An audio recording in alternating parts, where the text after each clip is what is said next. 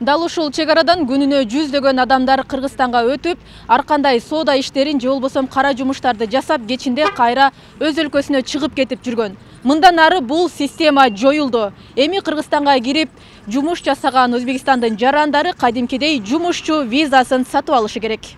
Жаңы эрежелер күчүнө киргендигинен көпчүлүктүн кабары жок. Мындан улам Достук чек ара бекетинде Кыргызстанга кире албай калган жарандардын саны артууда. Алардын бири Россия Федерациясынын жараны Мухаммад Каримов. Ал Кыргызстанда жашап, 90 күн сайын чек арадан өтүп, кирди чыкты жасатып коюп, ээн эркин жүрө берчү. Бул жолу дагы ушундай максатта Өзбекстанга өтүп, бирок кайтаарда кайра Кыргызстанга кире албай калган. Бир жумадан бери Достук бекетинде сарсана болуп жүргөн жаран эми Ташкенттеги элчиликтен уруксаат алып келиши керек. Анткени Кыргызстанда каттоого дагы турган эмес. Өзбекстанга ошо ала кирди чыкты кылам деп кирген элем, ошо прописка коем деп, ошого киргизип айтат. Солдаттар айтат, ушу мизам кирди болду деп. Бир ука турган адам болуп айтат. Каттоо керек. Каттоо департаментине барып туруп, каттоодон өтүп койгондо мындай проблема болбойт болчу. Өзбекстанга кире албайт. Бул жаран Өзбекстанга же Кыргызстанга? Кыргызстанга кире албайт. Кыргызстанга кире албайт. Бул жаран өз убагында каттоодон өткөн эмес. Каттоодон өтпөгөн үчүн биякта 90 күн жүргөндөн кийин анан жанагы эсептөө системасы иштеди дагы Кыргызстанга кайра чыгып кеткенин кайра киргенде тыюу салып калат. Эми эмне болот? Эми кантип? Эми 90 күн күтүш керек.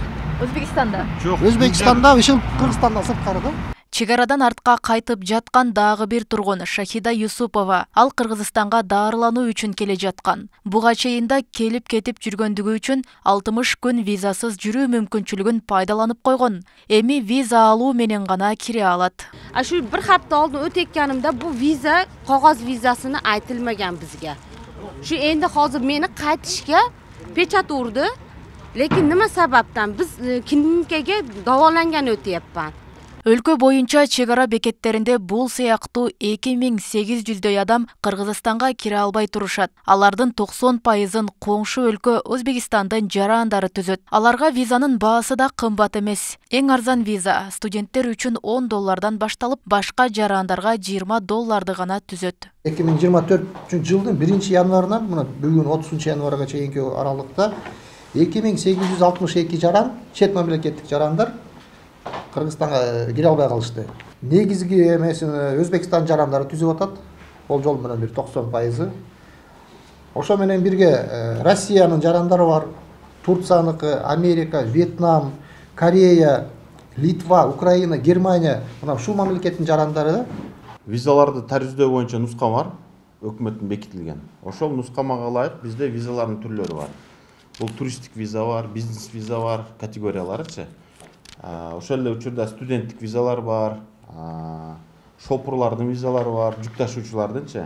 Анан туугандар визасы бар. Бүт баарына тең тариф бирдей, ошо категориясына карабай. 6 айга чейин $10, 1 жылга чейин $20.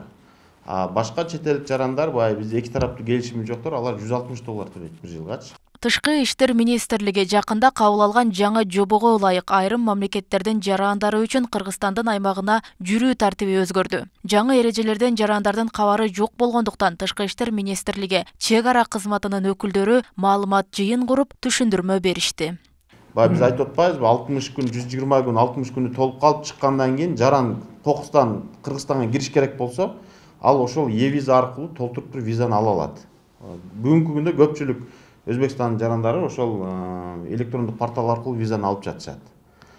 Анан ошондой эле Кыргызстандын аймагында, ушул Ош, Жалал абад, Баткен облустарында биздин Тышкы иштер министрлигинин өкүлчүлүгүнүн пункттарында ал жерде ошол жаран өзү жеке кайрылып дагы виза алса болот. Кыргызстандын түштүк аймагында Өзбекстандан келип окуп жаткан студенттердин саны 20 миңге чукулдайт. Андан тышкары Кыргызстанга келин болуп түшкөн өзбек кыздары да арбын. Алардын көпчүлүгү дал ушундай 60 күн сайын чек арадан өтүп, кирди чыкты жасоо менен каттоосун узартып келишкен. Виза ран аталышындагы бул укук толугу менен жокко чыгарылды. Мындан ары расмий каттоого туруу же виза алуу эрежеси иштейт.